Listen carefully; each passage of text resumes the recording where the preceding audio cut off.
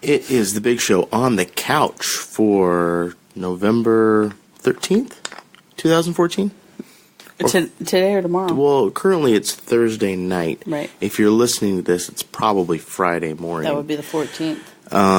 It's episode 329 of the big show, episode 806 of the Delta Park Project. Hello.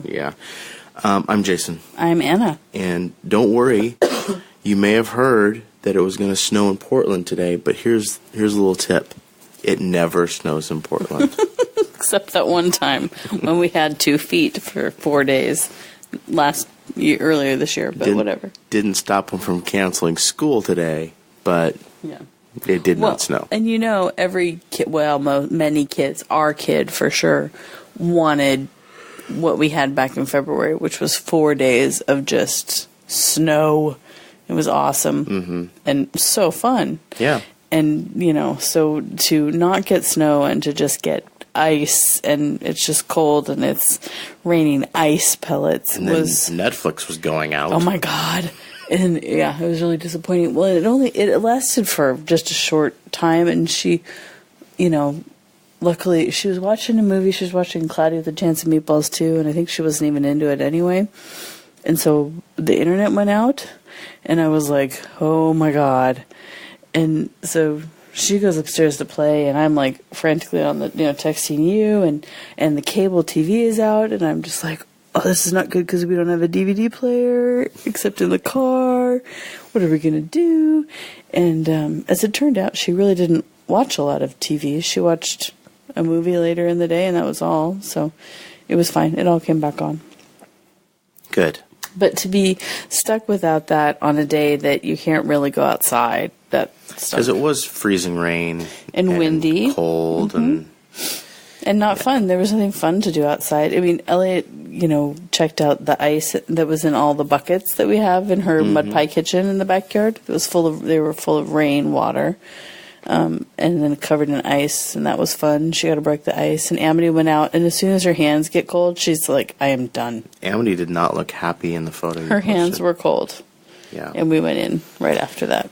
And then of course, it was a treacherous commute home for me, trying to use public transportation. But as it is. Oh, my God.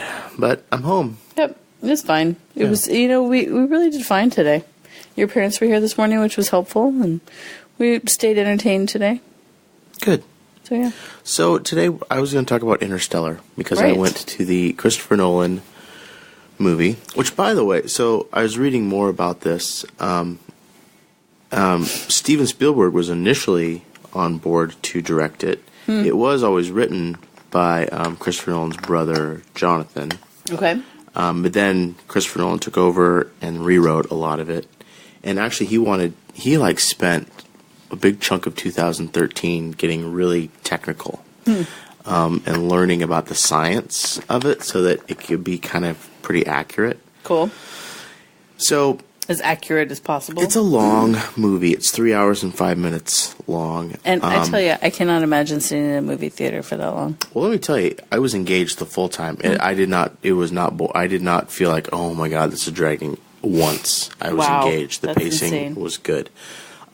Which I'm just super, super, super thankful that the concession line was taking forever, and I finally said, screw it, and I just went into the movie theater, because had I ordered the drink that I was going to drink, you would have had to get up and pee. Well, no, and I wouldn't have wanted to, so I would have sat there in kidney failure. Wow, that's amazing. Well, that's good news. It's only the critics are giving it a 70% on Rotten Tomatoes. Fans are giving it an 88. I would definitely give it an 88. Yeah. So it's Matthew McConaughey. The world it's in the future. I don't know what year it is, but it's in the future and basically the world is coming to an end. It can no longer produce food. There's only like one crop left that can be grown. It's corn, and all like wheat doesn't grow anymore. It was the last year for okra, and like I don't know exactly how or why that's happening, but there's just like a dust bowl, and this dust comes from all over, and people are dying, and it's basically they need to find somewhere else to live. Right.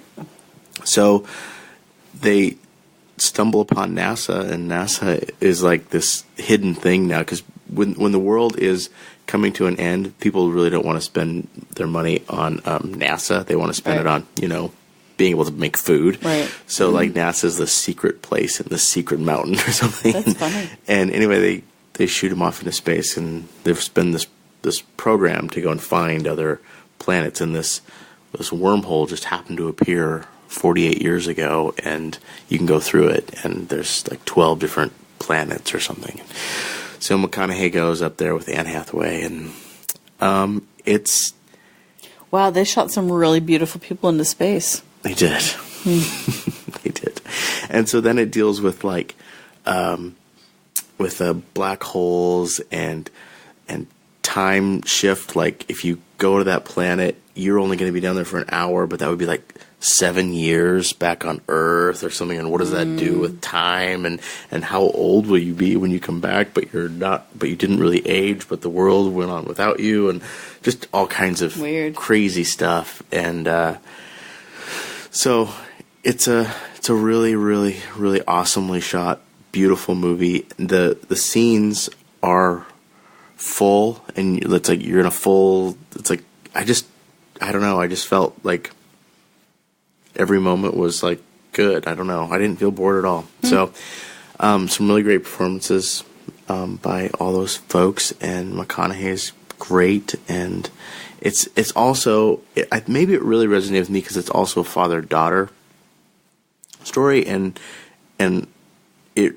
So he leaves his daughter when she's 10 years old and his son when he's 15, and I don't want to spoil it, but then it's this whole, like when he's gone, they can send messages, to space, and so he can watch messages, but he can't send them back, and so it's like this. Oh no! He watches them grow and all that stuff, and it's just really fascinating. Anyway, so that really got to me too.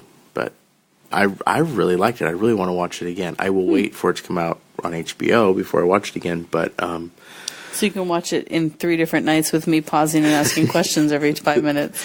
Now, what is that? So the comment I made when I came back is that yes, you came back and you made a very hurtful comment about my intellectual abilities. I'm not saying that your intellectual abilities had anything to do with it. I'm just saying I'm pretty sure that you would have been asking me several times what's going on, because I had trouble sometimes juggling what was going on with the technical bits and things, and I know that you would have. I know you. So for the listeners, he comes back and he says, I'm really glad you didn't see it in the theater with me because you would have been asking me. I did not say I'm really glad you. No, you were. I said I expected you to after the first moment for Anna to reach. Now what was Yeah, you're expecting me to be like, I don't get what's going on, right? And then, like a couple beats later, you say, it was just really intellectually stimulating to me, and I'm like, fuck you. That hurts my feelings. Well, Anna, it was intellectually stimulating. You wouldn't get it. I didn't. No, you are combining different statements I made. I did not say that.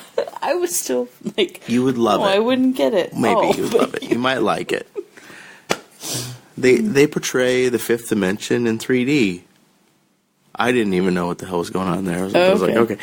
So anyway, it's really cool.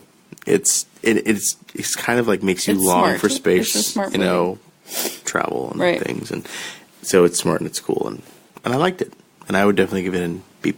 Cool. So, but here's a caveat: if you can go see it on an IMAX screen, you should go see it on an IMAX screen because it's really, really cool. You didn't see it was shot in IMAX. Well, I saw it in the GXL, which is bigger than an IMAX screen. Oh, so, okay. Yeah. All right. Oh, so you're reading Harry Potter to Elliot. Oh, yeah. So Elliot wanted me to read a chapter book to her. And, we're kind of ready for a little bit bigger chapter books. And so I was like, you know what? Let's just do Harry Potter. Let's read it. Because we have basically told her, you cannot watch Harry Potter. You're not allowed until you've read the books. All the books? I don't know. I haven't decided yet. Because she No. already wants to watch the movie, even though she hasn't finished the book, and I she's know. trying to get you. So I don't think you're going to get her to wait until she's. Well, she can watch the first movie. Yeah. That's fine with me. But we have to finish the book first. And then the second book, I was thinking about it. I'm like, there's so many snakes in the second book. We're not going to read the second book for a while. Because she's scared of snakes. Just read the first book again. Right. Well, Because there's a lot she's not. There's a getting lot yet. she's not getting. Yeah. And so I feel sort of a little bit bad because I'm like, oh, no, we weren't ready for this, you know? Mm-hmm. And so, but But we're at reading one level, she's getting it, Yeah. right? She gets the basic story, but a lot of it is just flying past her. I think. Right. Yeah. Yeah. Because it is more than we've ever read before, right? It's so rich.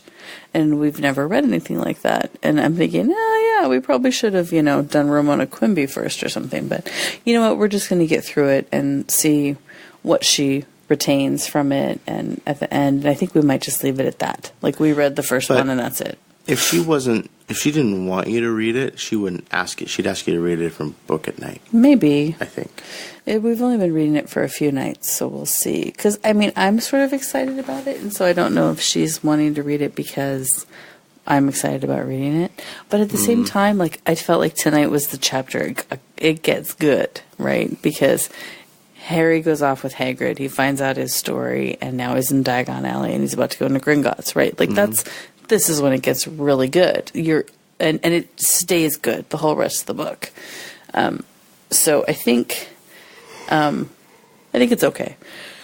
It's just fun. And then I'm thinking about, like, oh my gosh, there's so much that happens in this book, and how it's gonna blow her mind, the amount of things that happens in this book, right? Because there's the Quidditch, and you have to learn about what Quidditch is, and there's all the houses and the Sorting Hat, and there's the woods, and there's the bad caper. kid, right?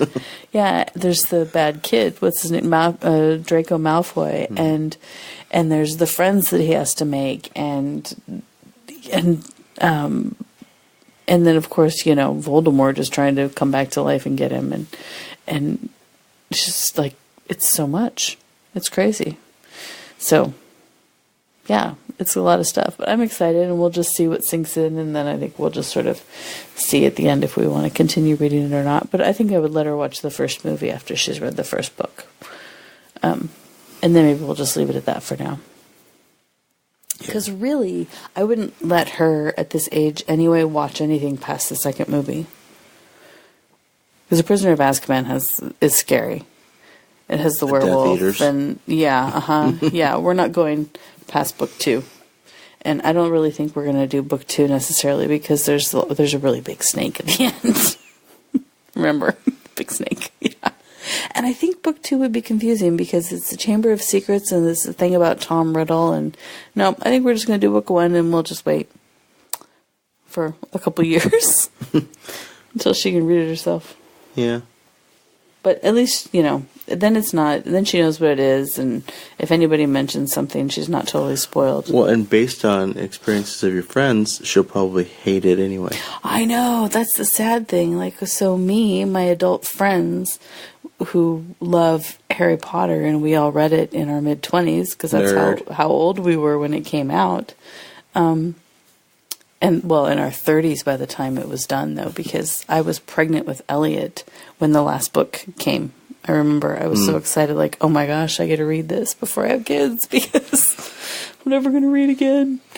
And, yeah, my friends, their kids are either scared of it or just, like, weren't really into it. And so they're all like, what? And so... yeah, that's hugely disappointing. Oh, well. Oh, well. Yep. Oh, well. But we'll see. It's really fun to read it again. Tonight, I really enjoyed reading tonight's chapter and a half because it's where it gets good. And I was like, oh, yeah, it gets so good from here, and it's going to be better. The Dursley stuff is hard to start out with, and she's like frustrated because she's like, where's the magic? I thought he's a wizard. Where's the school? And That's always it. It's like, Yeah. Harry never does magic. He does like once a book. want to see my Patronus? Yeah, exactly. And then the rest of the time, he's like awed by everybody else's magic. Yeah.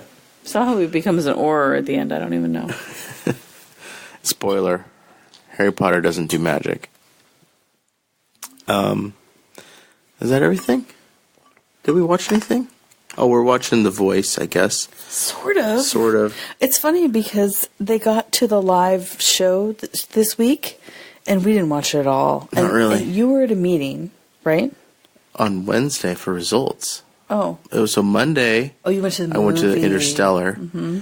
And then... And it was on, and I was here, and I was not in the mood. I was not into it. And we didn't even turn it on Tuesday. Why not? watched the beginning on Tuesday. You were with the girls upstairs or something. You were reading Harry Potter and then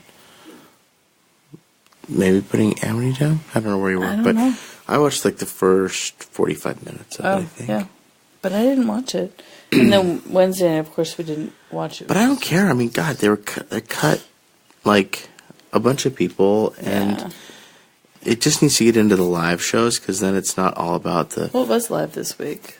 But it was too many, I think. Maybe No, but I mean, I want the top 10. Right. Okay? And I don't want a 3 to 5 minute package before every performance about what they chose and what it's like. Oh my God, let's just sing. That's it. That's what it is.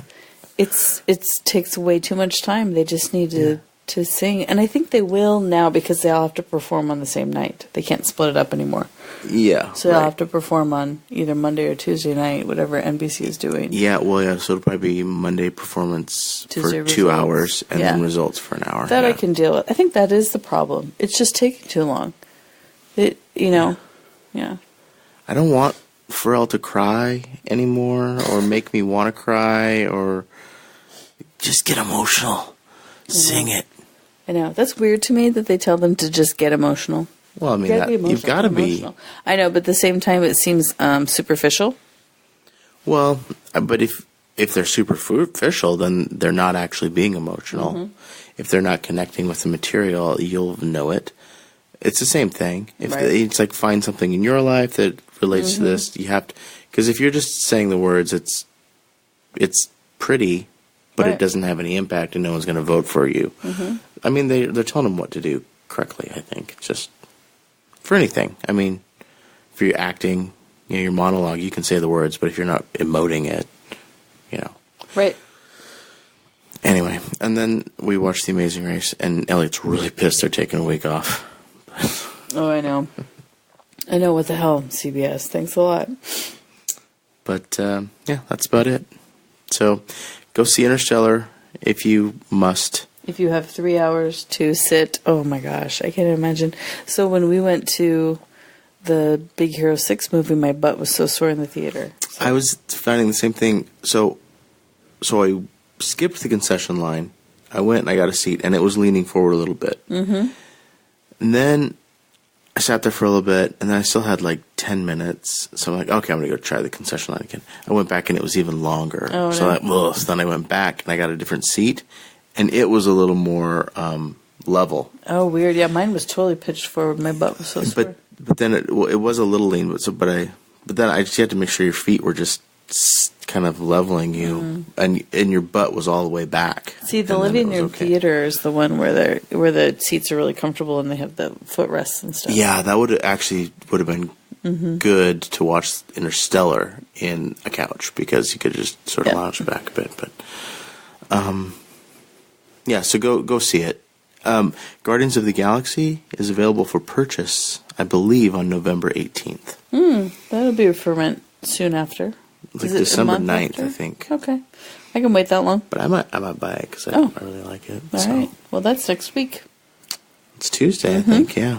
Yep. So, great. Then I would like to see it. Although it's going to be out on Netflix probably right away. Just like the Avengers and Star Trek Into Darkness.